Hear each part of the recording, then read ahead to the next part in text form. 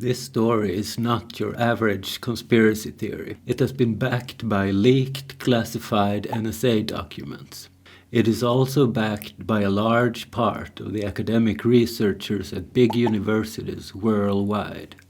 And there has been million-dollar NSA hush money reported by the New York Times. The backdoor has affected the RSA security company, Internet Core Router Software, Microsoft Windows, Cisco, and OpenSSL. And it's not just a theoretical thing. It works in practice, and if you collect just 32 bytes of data, you can decrypt everything from there on. But let's start from the beginning. As you know, your internet communication is protected using a secret encryption key. But where does it come from? Well, you generate them randomly, right? Right. But how do you generate these random bytes? Computers are very deterministic. We need to understand the difference between true random number generators and pseudo-random number generators.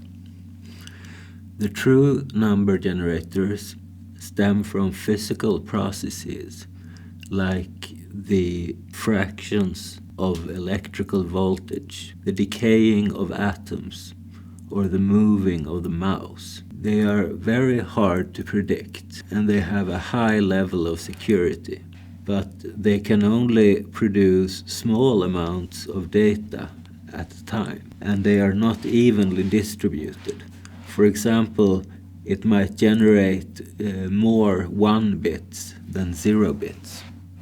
Pseudo-random number generators, on the other hand, is just a function that through an iterative process turns a small seeding number into an endless stream of pseudo-random bytes. The C programming function rand is a good example, and most languages have something similar. They are very fast, and they can produce large amount of bytes. Very evenly distributed, very insecure, since they are easy to predict, even in practice. So what we really need for cryptography is something in between.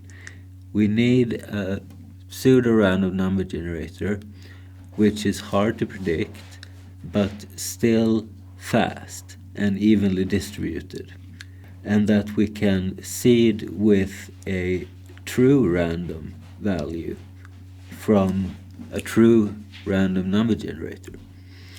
We call this a cryptographically secure pseudo-random number generator, or a C-spring, and that is the topic of today. Dual EC DRBG is considered one of these C-springs.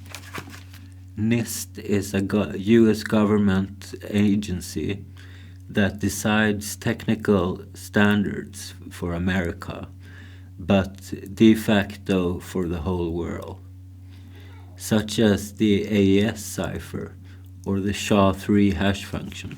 The NSA did not just nominate dual EC DRBG as a standard. They very aggressively promoted it and basically wrote the text themselves. But they often do that, and nobody really noticed. However, it became a standard, the third standardized random number generator for use in cryptography. And not long thereafter, it became the default RNG in the TLS protocol, including OpenSSL, which means it is used for practically all internet traffic, even in Linux. It also became a part of the security company RSA in their advanced security software used by the biggest companies worldwide. It was later revealed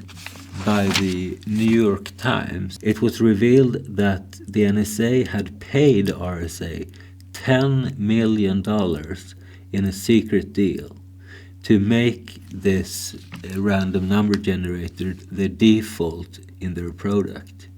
The RSA, however, has denied this. The RNG is pretty mathematically complex, making use of elliptic curves in a Galois field.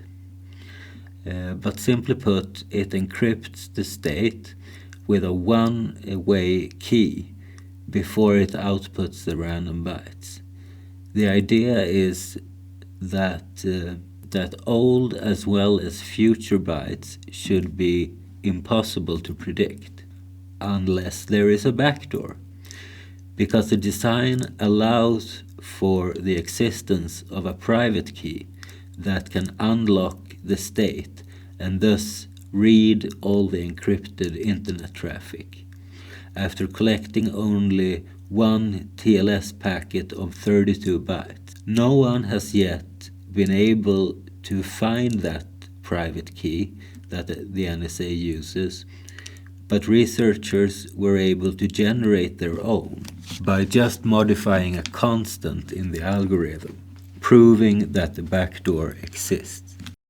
In the next episode, I intend to code my own program to crack the NSA's real private key, and thus unlocking the entire backdoor. If you are interested in that, please like and subscribe so I know that it's worth to do that project. Thanks for watching. Thanks for today.